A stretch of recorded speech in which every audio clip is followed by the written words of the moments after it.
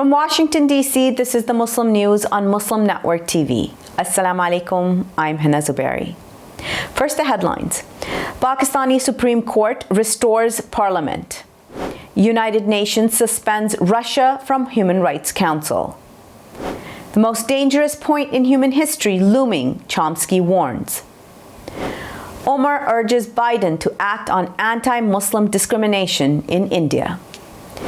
Police detain over 300 Rohingya for leaving refugee camps. Omani Muslims face jail if found eating or drinking during Ramadan. Jewish bakery supports Houston's Muslims in Ramadan.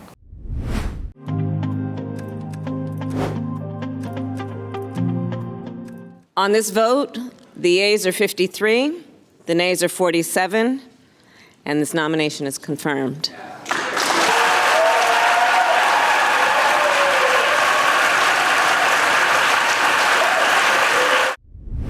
And our top story tonight. Pakistan's Supreme Court has ruled that the president's order to dissolve parliament and hold fresh elections was illegal. In a unanimous 5-0 decision, the court restored the parliament and ordered a vote of no confidence to be held against the Prime Minister Imran Khan. The assembly will likely convene to vote on Saturday. The court ruled in its unanimous decision that the dissolution of the National Assembly was also contrary to the Constitution and the law and is of no legal effect. Imran Khan accused the United States Assistant Secretary of State Donald Lu of threatening his government. Lu is head of the Bureau of South and Central Asian Affairs at the U.S. State Department. Earlier, Western ambassadors in Pakistan had issued a public letter urging Pakistan to condemn the Russian invasion at the UN. Khan's government abstained from condemning Russia. On Tuesday, Moscow accused the U.S. of committing another attempt to shamelessly interfere in the internal affairs of Pakistan. This was done to punish a disobedient Khan for not supporting the U.S. position on Ukraine. Before the decision, Prime Minister Khan stated that he will accept the court's decision. The UN General Assembly has voted in favor of a U.S.-initiated resolution to suspend Russia from the United Nations Human Rights Council. Of the 193 members of the UN Assembly, 93 voted in favor of Russia's suspension, while 24 voted against, and 58 abstained. The Human Rights Council is based in Geneva. Its members are elected by the 193-nation General Assembly for 3-year terms. Indonesia, Pakistan, and Bangladesh, the world's 3 largest Muslim countries, abstained from voting. Turkey voted in favor of the expulsion, while Iran voted against it. Common Dreams reports that scholar Noam Chomsky said the planet is being pushed towards the most dangerous point in human history. In an interview published by the New Statesman on Wednesday, Chomsky spoke about Russia's war in Ukraine and the planetary emergency. He condemned Russian President Vladimir Putin's criminal aggression in Ukraine. Russian forces have killed over 1,000 civilians since the February 24th invasion, the United Nations reports. The UN is urging U.S. help to negotiate peace to avoid nuclear war with Russia. Chomsky has called for enhanced military cooperation with Ukraine and urges the U.S. to help protect Ukrainians from further suffering. Greece rejected a U.S. proposal to supply Ukraine with more Russian-made weapon systems, media reports said Wednesday. Defense Minister Nikos Panagiotopoulos gave an indirect but negative response to the proposal brought by visiting U.S. Undersecretary of State Victoria Nuland. Panagiotopoulos said Greece cannot compromise its defense capabilities. Media reports say Greece was approached by the U.S. through informal channels to provide Ukraine with Russian-made air defense systems. On Wednesday, U.S. Congresswoman Ilhan Omar pressed one of the president's most senior diplomats about America's silence on Indian mistreatment of Muslims. Omar asked Wendy Sherman, Deputy Secretary of State, how U.S. support for Indian Prime Minister Narendra Modi's government is promoting a free and open region. Omar lambasted what she characterized as a reluctance to openly criticize Modi's government. She also asked what it would take to criticize Modi's administration criminalization of being Muslim in India. Sherman agreed the administration must stand up for every religion, every ethnicity, every race, every quality of diversity in this world.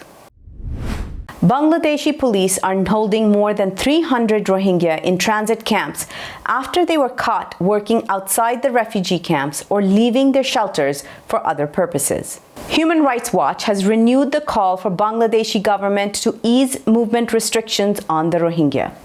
The agency says barring refugees from leaving camps for work or shutting down their shops within the camp's compounds their misery.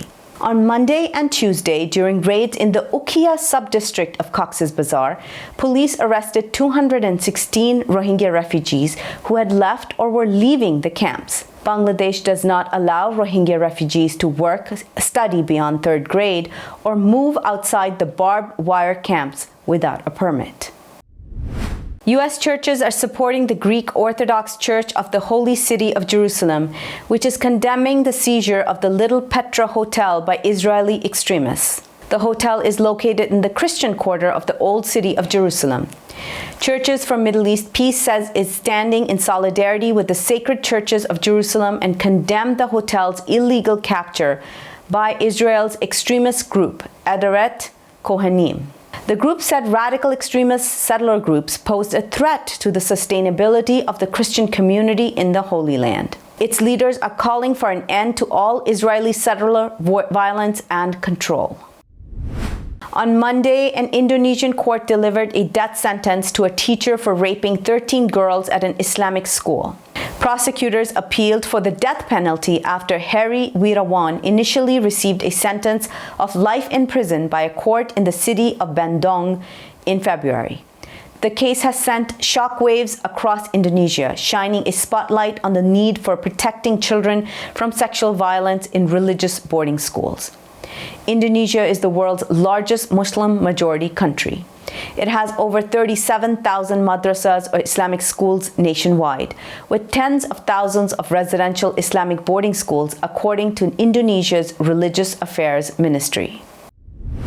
Muslims in Oman found eating in public in daytime during the month of Ramadan will be jailed and fined. According to the Penal Code, a Muslim who publicly breaks the fast during the day in Ramadan shall be punished by imprisonment and a fine. The penalties are for breaking the fast without a legitimate reason. Prison sentences can range between 10 days and a year. Actions that violate the fast, such as eating, drinking, and smoking, are punishable by law.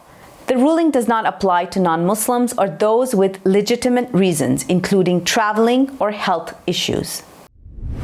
Bringing more news stories after the break. Stay tuned, and we'll be right back after these messages.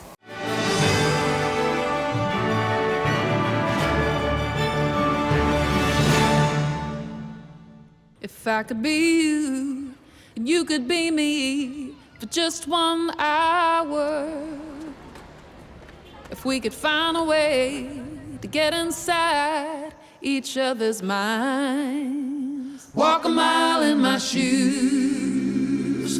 Walk a mile in my shoes. Well, before you abuse, criticize, and accuse. Walk a mile in my shoes. There are 16 million children struggling with hunger in America. That's 1 in 5 daughters, sons, neighbors, and classmates who don't know where their next meal is coming from. Yet billions of pounds of good food go to waste every year. It's time we do something about it. Feeding America is a nationwide network of food banks that helps provide meals to millions of kids and families in need. Visit feedingamerica.org to help them feed even more. Together, we can solve hunger. Together, we're feeding America.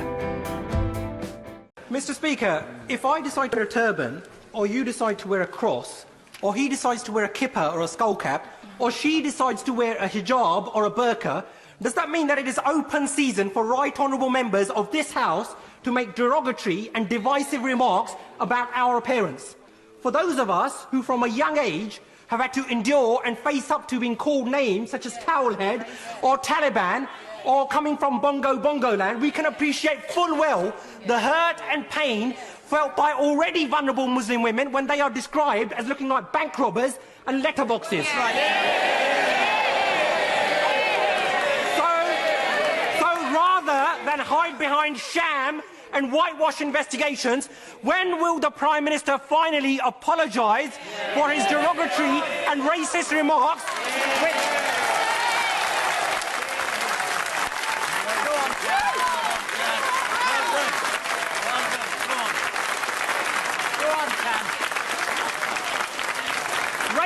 racist remarks, Mr. Speaker, which have led to a spike in hate crime? And given the increasing prevalence of such incidents within his party, when will the Prime Minister finally order an inquiry into Islamophobia within the Conservative Party, something which he and his Chancellor promised on national television?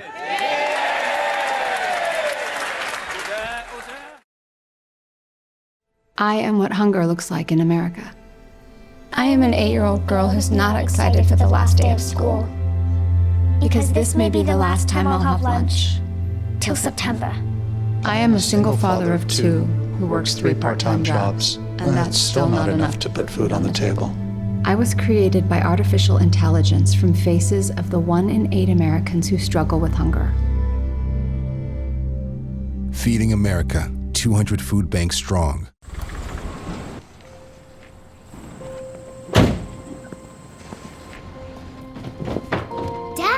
They took over my bedroom. Come on, come on. Okay, Dad. 1, 2, 3.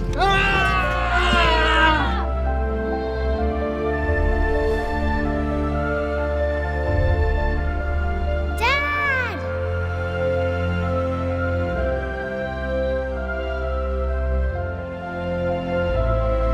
You saved me. Dad? Are you okay?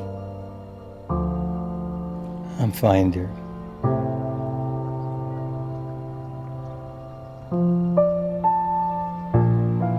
Your hero needs you now, and AARP is here to help. Find the care guides you need at aarp.org/caregiving.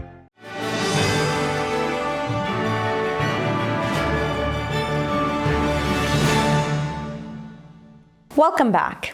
In domestic news today, leaders at Buffalo Public Schools in New York are pushing to allow Muslim students to take off from school for their religious holiday. Muslims across the U.S. and globally are observing Ramadan. The month of fasting ends in early May this year with the Eid al-Fitr festival. In Buffalo, this means a big celebration attended by thousands at the waterfront. Many people want celebrations like Eid, Christmas, and the Jewish high holy days to be official holidays with days off from school. Buffalo Public Schools interim superintendent Tanya Williams said she's looking at the issue. A Jewish-owned bakery in Southwest Houston is offering support to the city's Muslim community during the month of Ramadan. Sarah Brooke, founder of Desert Gallery Bakery and Cafe, is offering hand-decorated Ramadan butter cookies to Muslims breaking their fasts. The inspiration came from her involvement with an interfaith group. Each cookie is made with butter, sugar, chocolate, and love, Brooke says. She adds that her Muslim customers have been supportive of her Ramadan cookies for about 4 years. Prosecutors will not be bringing charges against the Minneapolis police officer who fatally shot Amir Locke in February during an early morning raid. On Wednesday, State Attorney General Keith Ellison and Hennepin County Attorney Michael Freeman declined to charge Officer Mark Hanneman. Locke, who was black, was killed when police executed a no-knock warrant early on February 2nd. Body cam video of the raid shows an officer sliding a key into Locke's apartment door before barging in, yelling, "Police search warrant." Locke was lying on a blanket on the couch. When an officer kicked the couch, Locke began to rise with what police believe may have been a gun. Locke's family said he legally owned the gun.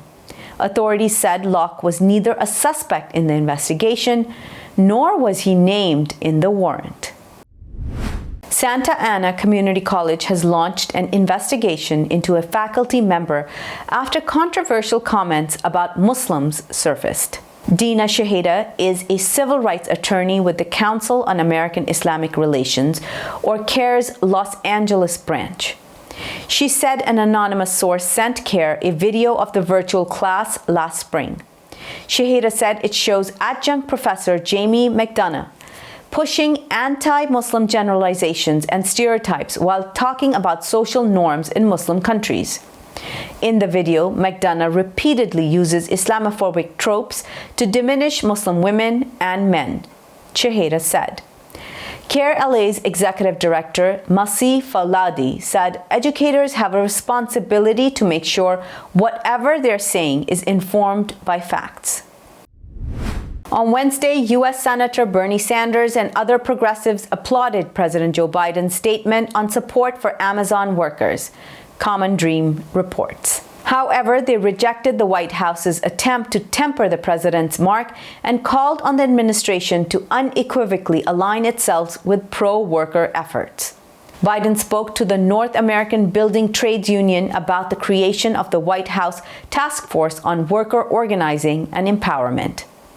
The task force aims to mobilize federal policies, programs, and practices to empower workers to organize and successfully bargain with employers. Biden said unions are about providing dignity and respect, adding the choice belongs to workers alone. The Milwaukee Muslim Women's Coalition created a Be a Buddy program, pairing American and Afghan refugees youth to combat bullying. The program is designed for children and teens aged 9 to 18. Coalition President Janan Najib said many immigrants and refugee children experience bullying because of language barriers or different religious beliefs. That often leads to poor academic performances, she told American Muslim Today. The program teaches empathy and understanding and provides participants an opportunity to share their cultures, she added. Such positive attachments have helped refugees and immigrant children gain confidence, make friends, and become more resilient, Najib said. Coming up next after the break is our in-depth analysis segment on Russia and Ukraine, so stay tuned and we'll be right back after these messages.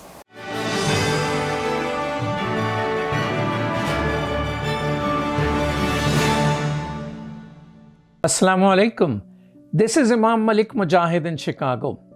Just like you, I was moved by that Allahu Akbar lady.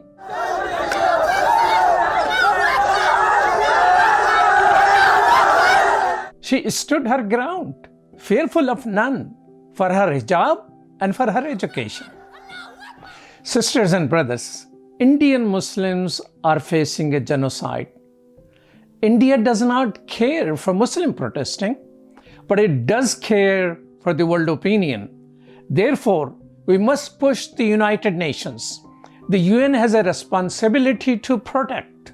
They must prevent genocide. Please sign this UN petition now. Get others to sign. It will help. Trust me, it will help. We need 1 million signatures, brothers and sisters. Please sign now.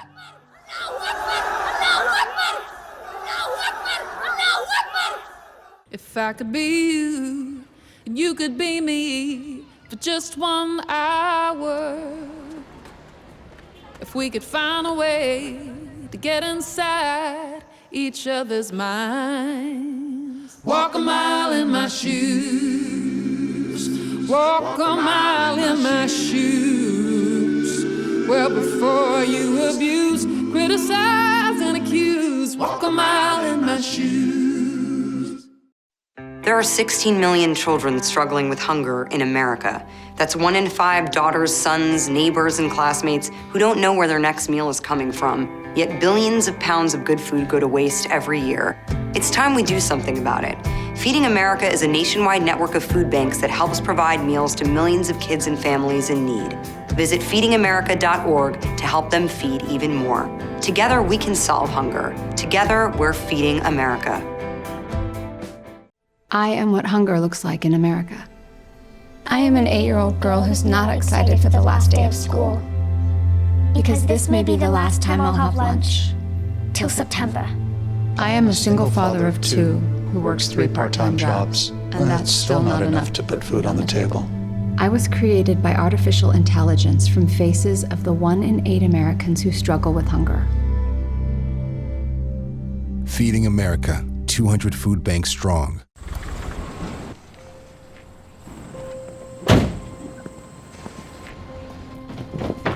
Dad, they took over my bedroom. Come on, come on. Okay, Dad. 1, 2, 3.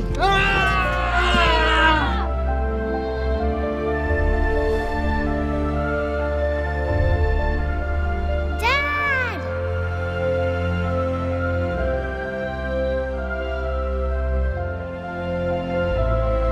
You saved me. Dad? Are you okay? I'm fine, dear.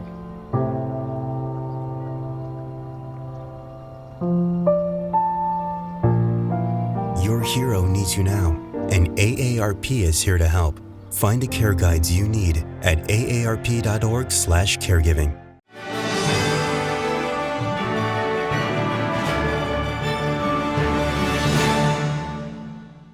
Welcome back. To discuss the Russia-Ukraine crisis and international law, let's go to Imam Abdul Malik Mujahid. Over to you, Imam Mujahid. Thank you, Hina. United Nations today expelled Russia from the Human Rights Council. 93 voted for it, while 100 either abstained or voted against it. What's happening here is kicking Russia out of different forums and boycotting and bans and sanction. Is that going to strengthen international order? Most African countries and Muslim majority countries either did not abstained or voted against it. We have with us a professor of diplomacy who has served as the first UN independent expert on the promotion of democratic and equitable international order, Professor Alfred Zayas. Welcome to Muslim Network TV. Thank you for inviting me. Share with us, was throwing Russia out of the United Nations Human Rights Council is a move which is going to strengthen the international order? On the contrary, it is a dangerous precedent. It politicizes further the General Assembly and certainly weaponizes human rights. If you disagree with what Russia is doing, then the first thing you would like to do is to talk to them, to include them, to incorporate them into the human rights machinery, and to exclude them from the Human Rights Council actually decreases the authority and the credibility of the Human Rights Council. This precedent will be followed, I am sure, in the coming years, because there are countries whose human rights records are far, far worse than that of Russia, including my own. I am a citizen of the United States of America, and I am aware of the culture of impunity of the United States for its constant military incursions in other countries, its invasions, its use of depleted uranium weapons and other prohibited weapons such as cluster bombs and white phosphorus. Just think back 2003 when George W. Bush and the so-called coalition of the willing assaulted Iraq, a sovereign country, with no reason at all. I mean, based on completely trumped up information, fabricated information about supposed weapons of mass destruction. I mean, it was, it would say, a massive revolt against the Nuremberg principles, a massive revolt against international law. And they'd never expelled the United States from the Human Rights Council or the United Kingdom or all the other countries of the coalition of the willing. And let's be honest with ourselves. That 2003 assault on Iraq cost about 1 million human beings their lives. It devastated the country. And we've done similarly in Libya, in Syria. We're still involved in illegal military actions in so many countries in the world that if it is a question of war crimes and crimes against humanity, well, the right venue for that is the International Criminal Court. But the International Criminal Court has thus far only indicted Africans. I would like to see the International Criminal Court investigate the war crimes and crimes against humanity committed by my country, the United States, in Iraq, in Afghanistan, in Guantanamo, in Abu Ghraib. So the double standards just jump at you.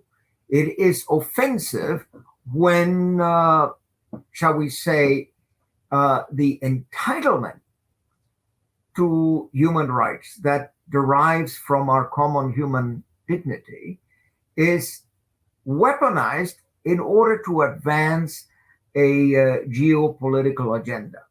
And it is not only the United States that does that, the countries of the European Union, the NATO member states, etc. It is all, just simply a B movie. It's just a bad story. So would you say that human rights essentially has become a component of geostrategic calculation, when to use, when not to use? Now, well, that has been the case for decades, unfortunately. It's just that it is more obvious today. The instrumentalization, not only of human rights, but of the institutions. I mean, we have succeeded in corrupting the Organization for the Prohibition of Chemical Weapons. We have accepted trumped up charges of chemical weapons use by Syria. The investigators, the inspectors who were there, who disavowed the tampered report of the OPCW. They've been defamed, they've been mobbed, they've been threatened. It is a serious problem when those organs, those institutions that should be protecting our rights and should be defending the rule of law themselves have been corrupted and hijacked. So share with us, Professor, that Noam Chomsky recently said in an interview that we have reached the most dangerous point in human history. Is it because of these type of polarization? So what changes in international order can be made which will avoid situation becoming worsened, that it is no longer equitable? Well, we must abandon the self-righteousness that we in the West practice. It is amazing, since I'm an American and I grew up in Chicago, and I was brought up as an item of faith to believe that we are, by definition, the good guys. Well, we're not. And the average American, and certainly the average senator or congressman in the United States believes that we are, by definition, the good guys. They don't have any faculty of self-criticism. And if you are a dissenter like I am, then you are subject to death threats. I have been. You are subject to all sorts of defamation. I have been called the spectrum of insults because I try to analyze outside the box. I don't think only inside the box. And indeed, Noam Chomsky is right. We have reached a point in which, if we continue provoking Russia, if we continue threatening Russia, if we don't accept that everybody is entitled to national security, if we refuse to compromise, if we are so intransigent as NATO is, or as in particular Jens Stoltenberg has proven to be, then we might end up in World War III.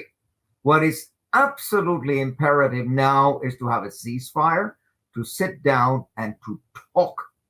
And that is not happening. So, even Professor Tizaz, sorry for interruption. It's a very brief interview. But tell me, out of 193 countries, 93 voted to expel, and it was implemented. Most African, most Muslim countries either abstained or voted against expulsion. What are the 2-3 points you can suggest which these countries can adopt to make an international order more equitable? Well, in order to have an equitable international order, all you need is to follow the United Nations Charter, which is akin to a world constitution. The UN Charter is a rules-based international order. Unfortunately, the powerful countries do not abide by the UN Charter. In my book, Building a Just World Order, which came out in September last year, I formulated 25 principles of international order. Principle 1 being Pax Optima Rerum, how to achieve peace through justice, Pax et Justitia, how to prevent conflict by recognizing the right of all peoples to self-determination. Indeed, it is not the right of self-determination that leads to conflict, but is the unjust denial of the exercise of the right of self-determination. And this applies to Kosovo, but it also applies to Abkhazia. It also applies to Crimea. It also applies to Lugansk and Donetsk. And the Minsk agreements, this is crucial. The 2 Minsk agreements, which the Ukrainian government systematically undermined, did not implement. Even Zelensky came out and said that he was not going to sit down with the authorities in Lugansk and Donetsk, was not going to talk to them, etc. If he had, shall we say, if he had not let himself be used as a pawn in the geopolitical game of NATO, if he had decided that it was more important to keep his people, the Ukrainian people, out of harm's way, we would not have this tragedy today. But I'm afraid that Zelensky himself doesn't realize that he's being used, and that the United States and NATO are determined to fight Russia until the last Ukrainian. We are not sending our troops. We're not going to have American GIs die in Ukraine, but we let the Ukrainians bleed to death. And thank you so much. Thank you, Professor. I think we need to do a longer interview with you. We'll do that in future. Thank you so much for your time. Thank you for inviting me. Back to you, Hina. Thank you so much, Imam Mujahid, for that session on Russia and Ukraine and international law. That's all from our Washington studios tonight. Thank you for tuning in. You can find previous episodes and more on our YouTube or Facebook. For more content, keep watching Muslim Network TV or visit muslimnetwork.tv. Assalamu alaikum and good night.